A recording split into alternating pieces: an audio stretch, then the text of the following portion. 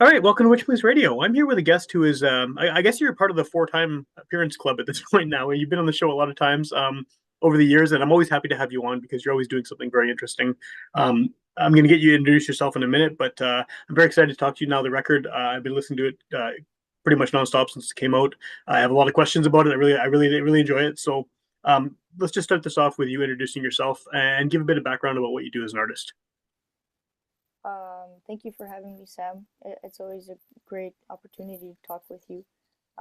My name is Tetyana. I'm a drummer and composer, and I was raised in Winnipeg. I went to school here to the U of M, did a Bachelor of Jazz Performance degree, and then went to Spain to do a master's in uh, um, just performance. And yeah, I mean, I guess I've been the past few years working on trying to figure out what kind of music I want to write. I think that's been the biggest thing that I've been working on. Um, and I've been coming at it from different angles and different approaches and different ways of writing and figuring all this stuff out as I go. Um, and this latest project has been a little bit different because it's not it's not my ideas. Uh, like the songs are not my ideas. The songs are me acting as a vehicle for Ukrainian war stories that refugees have shared with me. Um, and And that's basically the the focus of your documentary too, that just came out. That you're sort of the driving force behind as the character everyone's following when you're watching the film, and also obviously, like you said, talking to refugees, using their experiences as sort of a filter to what you created musically afterwards. So I love the album. I've been listening to your stuff for a long time. I think this is the best one you've done, like hands down. Um, and I listened to it before I saw the documentary too. So I listened to it before and I listened to it after, and it is definitely a different experience. I think hearing it for the first time, which I really got into it, and then hearing it with that context around sort of what the stories are that inspired the music on the record. How did this whole project get started? Obviously, there is a lot of conflict going on in the part of the world that you're from. It's been international news for years now. Everyone sort of has a general idea what's been going on there. What made you want to pursue this way of telling those stories and having that involvement in what's happening in Ukraine? yeah, when the war first started, like the full-scale invasion in 2022, I had a rough time. The first month was really rough for me, and I didn't really know how to deal with it and what to think and what to feel, and it was a really tough time. And as I thought about it and tried to help and tried to figure out how to help my family and maybe other people, I realized that, like the only thing I can actually do is music. Like I'm useless in everything else. Um, so I thought, okay, so I should write some music. And then I quickly realized that actually, even though I was born there, even though I am Ukrainian, it's not my story. So I decided to try to look for people who would be willing to share their stories with me so that I could tell their stories through the music that I write, through Okay. this album that I write. And around the same time that I started having these ideas to do this project, Sam Carney from Ice River Films contacted me, and he had a similar idea. He wanted to document the war through the eyes of Ukrainian musicians. And long story short, his very large scale idea, didn't really work out. So we kind of collaborated on this smaller version of what he wanted to do initially. And I told him about my project, and he was willing to yeah, follow the project and follow it from the beginning, from the interview stage all the way to the album's completion. So yeah, that's how we met and started working on this together. Did again, like I said, I listened to the record first and then watched the film and then listened to it again. And obviously capturing sort of the people you interviewed, what they're feeling, what they were going through, the way that they're sort of processing the war and everything they've experienced. How did you? Well, I guess what is the process for you of taking that and then turning into music? Because I think again, not knowing the context originally of the songs, they are very emotional. They're very involved. There's a lot sort of happening all the time in this throughout the record, and I think that that really um, when you hear the stories, it comes through. There's the chaos, there's the anxiety, there's the fear, there's the all of those very strong, powerful emotions. How I think you successfully interpreted that musically, but how do you do that? How do you take someone's story and then turn it into something that is it delivers the same feelings, but it's a totally different medium, right? I mean, it's not the spoken word; it's you're making it musical. I think the biggest thing that helped me, this was the first time that I had done this, so it was definitely like a learning experience for me as well, and I was learning as I went. But um, yeah, the thing I realized was that I would have to capture it somehow. You know, the interviews were all very long, um, so having to, for example, like re-listen to all the interviews was going to Yeah, be too much. So I knew that after I did an interview, I would have to just write down my ideas, my key takeaways from each interview, or things that stood out to me. And I kind of kept track of these ideas. And if I needed to reference the interview for something specific, then I would go back. But yeah, ideally, I would have notes already. And then from these notes, I would go back reference and fill in the blanks if I needed to. But once I had this collection of ideas, of different ideas, then I tried to see bigger themes because I realized that actually this is very complex. yeah, And, you would think that, okay, it's violence and sadness, and that's it, right? But it's so much more complex than that. Humans are so much more complex than that. So sure, I realized a lot about yeah, like how people react in these situations and what feelings they have and emotions through the way that they talked and through the way that they told the stories. And so I realized that I would have to kind of capture that essence and show that to people, show that it's so multidimensional. This thing, this fear of, this, I don't know, this war, yeah, war and conflict and death, and it's so complicated. Um, and so I tried to look for connections between all of these interviews and between all the things that were mentioned. And then I came up slowly with 7 different themes, okay, which were one word themes, which are the titles of each track. yeah. Um, 7 tracks, and those are the 7 themes. Well, and I guess when you're dealing with something as heavy and serious as war too, I imagine there's sort of a you have a bit of a responsibility to sort of portray that accurately, right? Like you don't want to, not that you would make light of it, but you don't want to be creating a piece related to that that's going to maybe not have that level of depth and seriousness.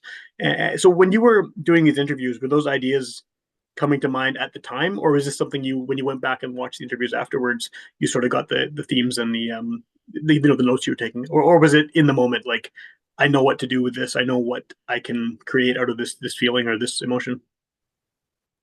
Um, it was a mix, actually, I would say, because during the interviews, I was really invested in really absorbing what was being told to me. Yeah, So I didn't necessarily pick out like, oh, it wasn't necessarily that one person had a very specific leaning towards one of the themes. You know, most people had a very complex image of their yeah, experience. So it was a bit of everything. But yeah, for sure, there were a few moments where people would say like one sentence and something would click in my mind, and I would kind of understand like, oh wow, this could really be a theme because they expressed their idea so well.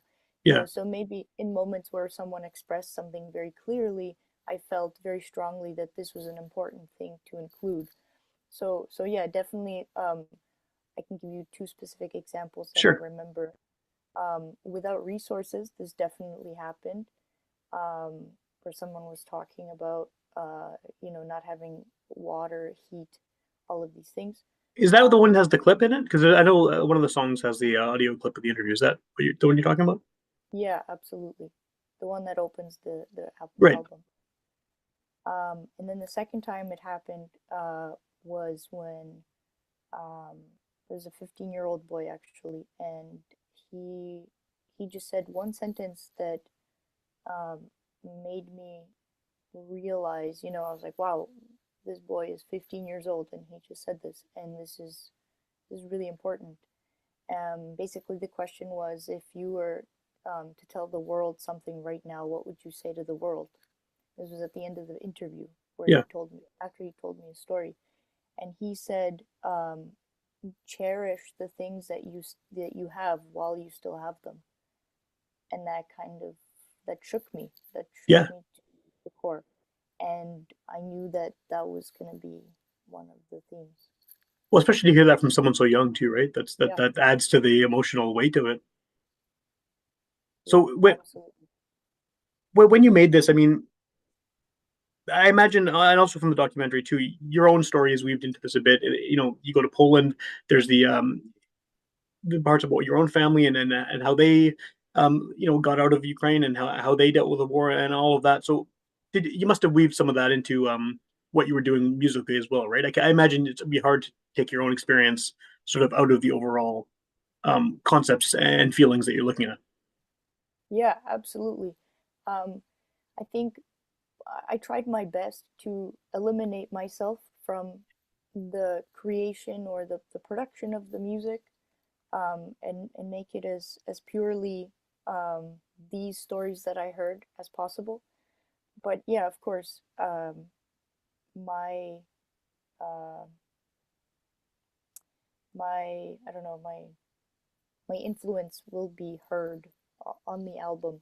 Yeah, And um, but regarding like my own personal experiences, I would say that I tried my best to limit that and really, but again, like all of these things were overlapping. I saw things overlapping, so it did reflect, of course, the experiences that my family had, and what I saw on their side. But I tried my best to not focus on that, yeah.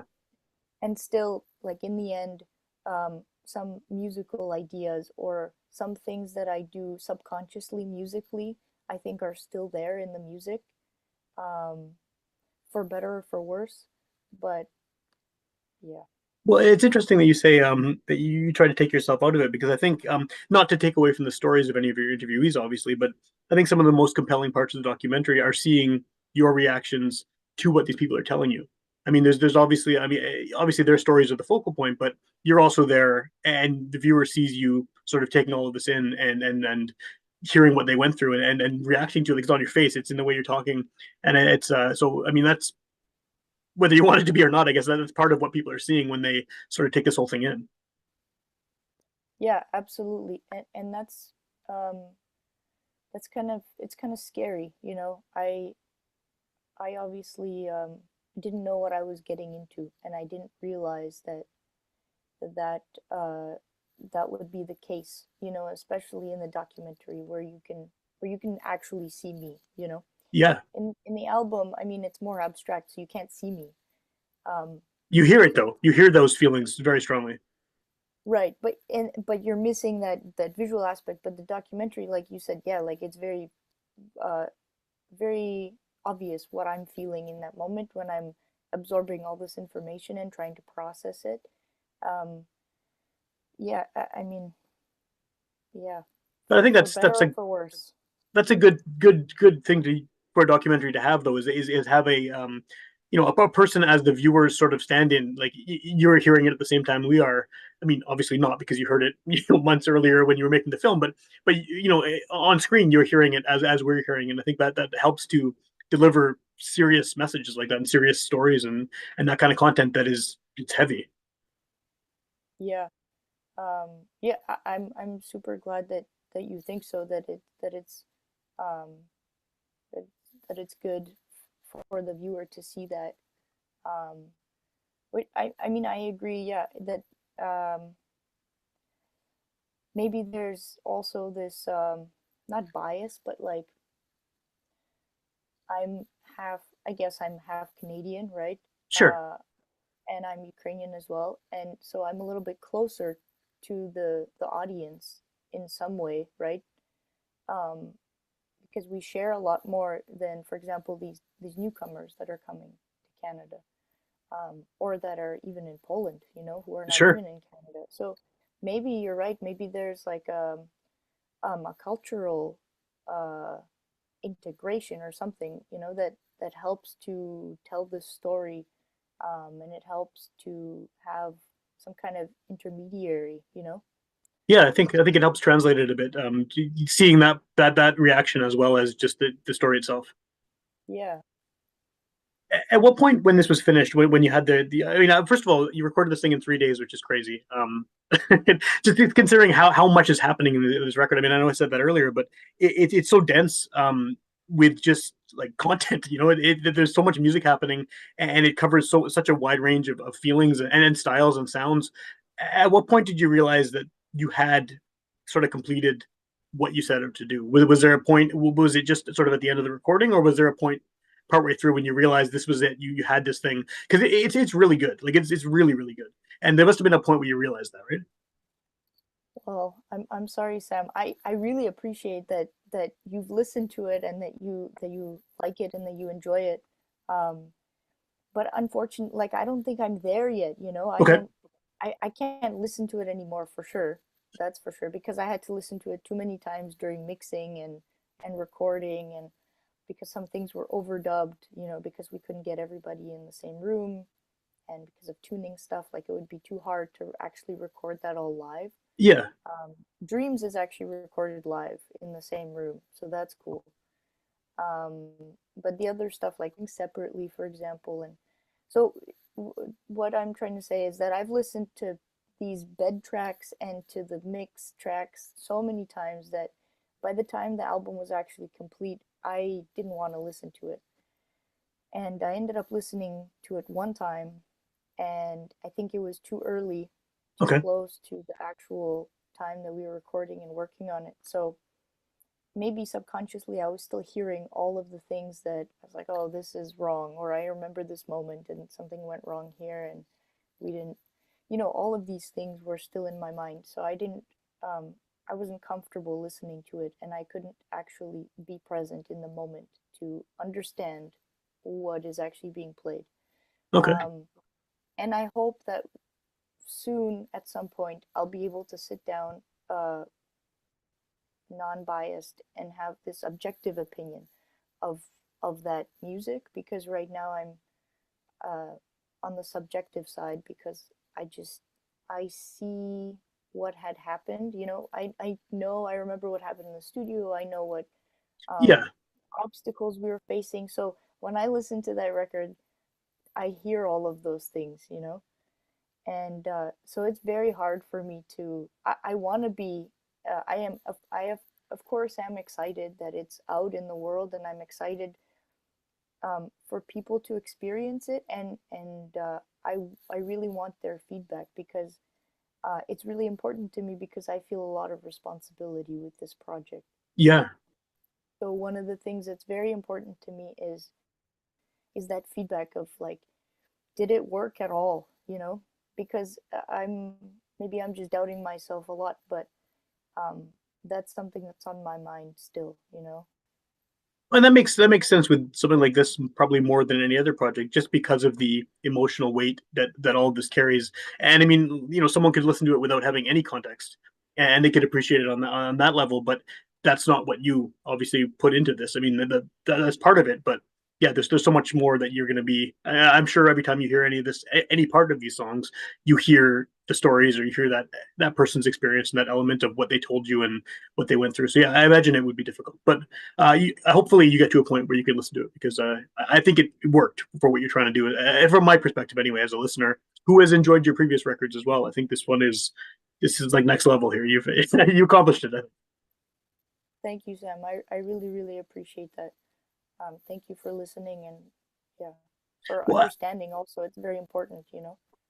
well, I'm trying to anyway. I mean, I think that's why I wanted to listen to it first, and then watch the film, and then listen to it again to get sort of both viewpoints. But does your sort of view on listening to this, does that mean any of this is going to get played live at any point, or is that something that's you have to sort of decompress before you can even approach that?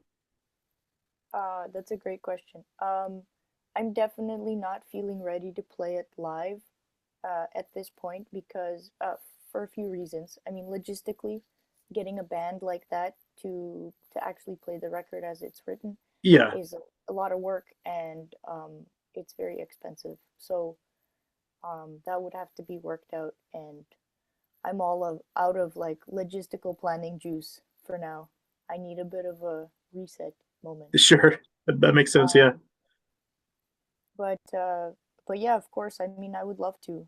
You know, the things that are on my mind now are, you know, I'm realizing that I love writing for strings. So, you know, maybe at some point soon I would like to write for like a chamber orchestra, you know, cool. and just stop playing drums completely, you know, and just become a whatever composer.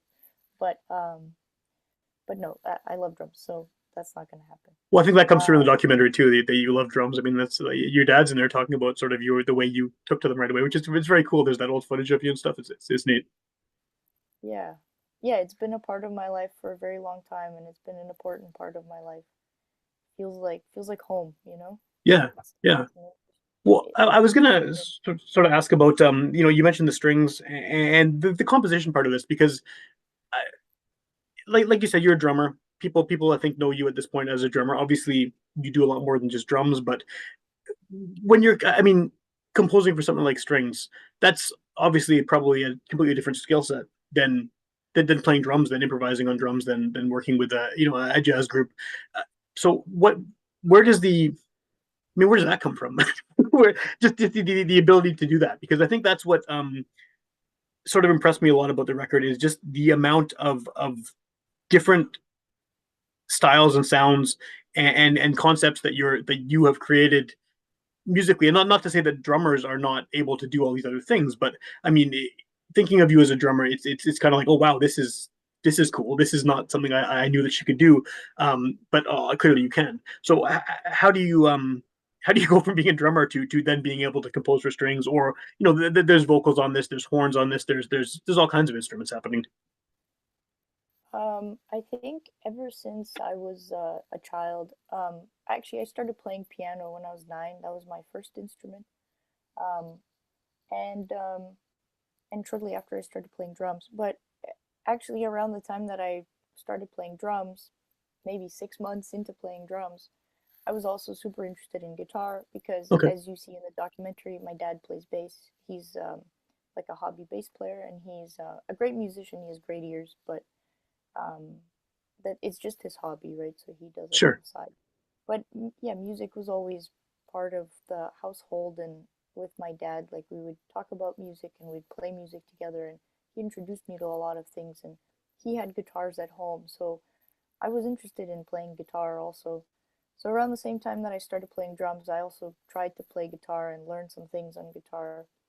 Um, and then I had to decide, you know, because like if I was going to take anything seriously, I would have to decide it, and you know, so I did piano and drums for a long time pretty seriously, and then piano kind of fell off also because I'm yeah, like, okay, drums.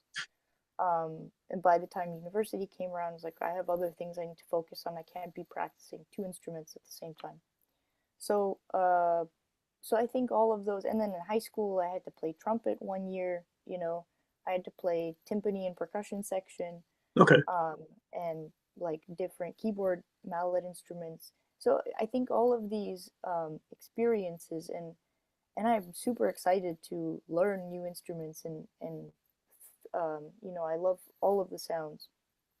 So yeah, totally. During all of this writing for this album, I knew that I wanted some folk instruments, some strings, and all of these different things. And um, I don't play any string instruments, so that one was tough. That one was definitely like listen to string arrangements and string works, and um, check out the scores and see the ranges for each instrument and understand the uh, the purpose of each instrument in a string quartet.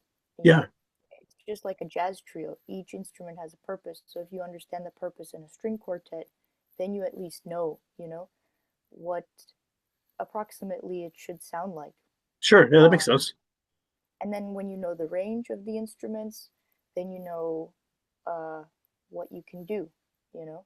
That's kind of like the size of your canvas, let's say. Sure. And you kind of go from there. You come up with a melody and then you kind of voice it out in the same way that you would in jazz school when you're learning how to write for big band or whatever, the brief little stints that we had. And yeah, you kind of combine all that stuff. Uh, but yeah, when I was writing this album, I definitely borrowed an accordion and I tried to play accordion and I learned one song on accordion and figured out the range of the instrument. Same with the bandura, the Ukrainian instrument. I got Yeah. someone to explain to me how it works and what the range is and what's possible. Um, so yeah, I think I'm just extremely interested in sound and texture, and um, I want to learn. So you just put yourself in there and you just learn. Yeah. Um, yeah. So I guess I've been sort of giving you my opinion as a listener, but you're gonna have two different groups of people, I think, or maybe more. But listening to this, you're gonna have the people who are interested in the music. Maybe they've heard your other records, they're just in jazz, they want to check it out. And then you have the Ukrainian community, which is hearing this probably in concert with the documentary, and there's just so much more sort of connect. I mean, everyone has been watching what's happening in Ukraine, but I don't have family there. I'm not connected to the culture, so for me, it's a very outsider view. But I imagine people within the community here in Winnipeg even are this is a different experience for them.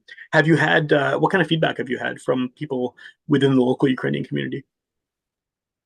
Um, I mean, not any feedback directly about the album, and the feedback I've received from the Ukrainian community is also like the music community, so it's a little bit biased. Sure.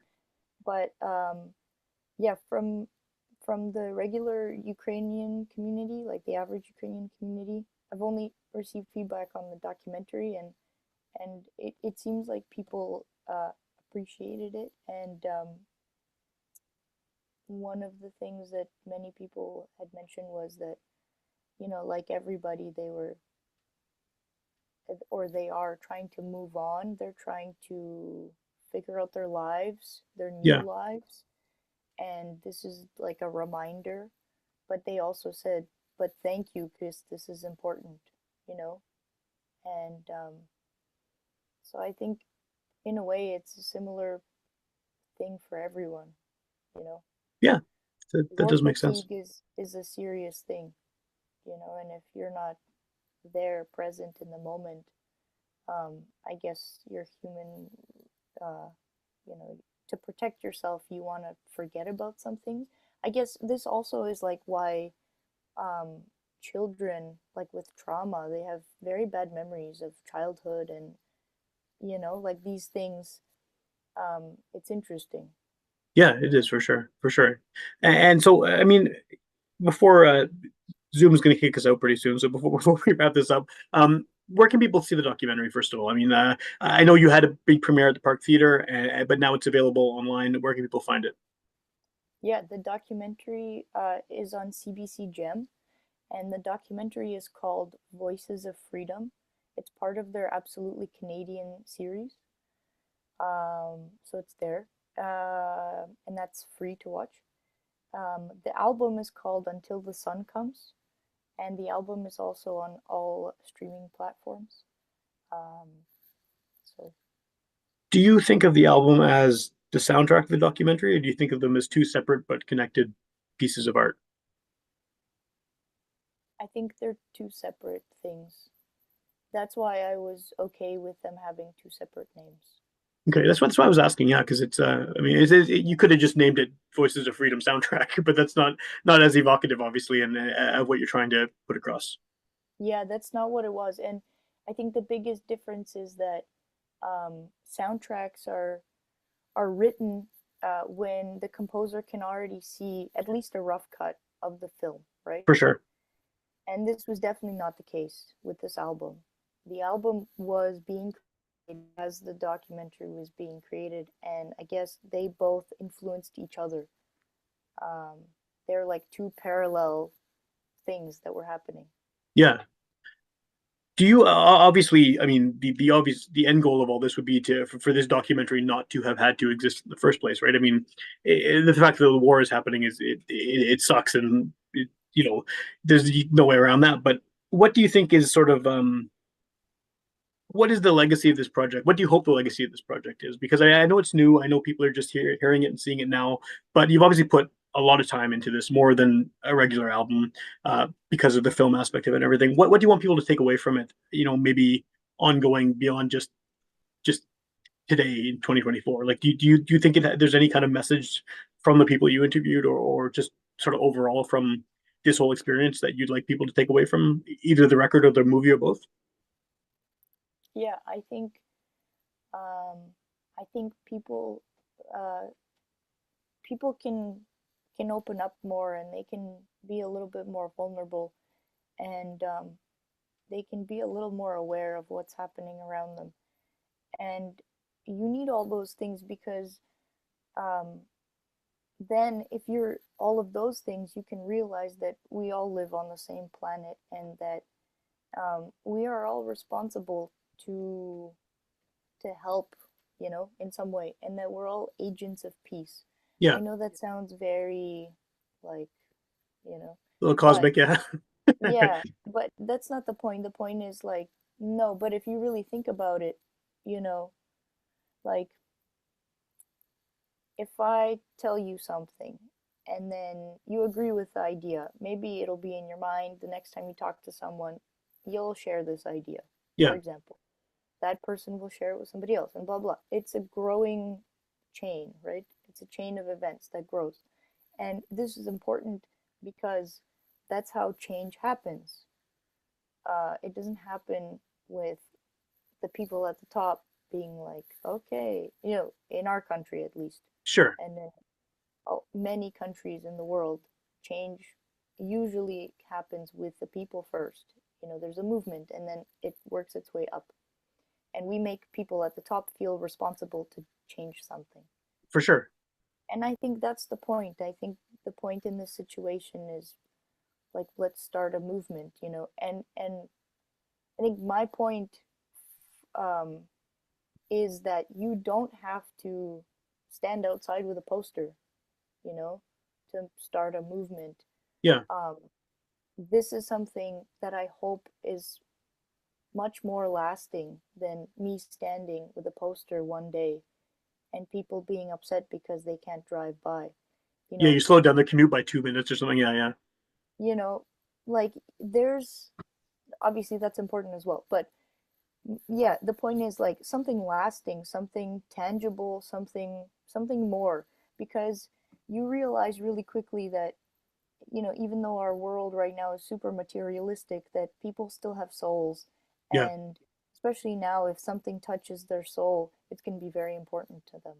for sure. And I think that that's why this works, is because instead of talking about the politics surrounding the situation, and the leaders of each government, and our government, and now everyone's involved, you're just focusing on the individual people who have had their lives uprooted because of this. And I think whenever there's any kind of war, that's always who I sort of look to to understand what's happening, is the individual people who didn't want this, have not were part of it, and just got affected by it. And I think in any story from any war in any country in any era, those are always the best stories, in that they give you a picture of what's actually going on, much more than the headlines, much more than the speeches from the leaders. And I think that, yeah, that's always the legacy of wars too, is the individuals sort of on the ground level, and what they went through, and what happened to them while this situation completely out of their control was going on.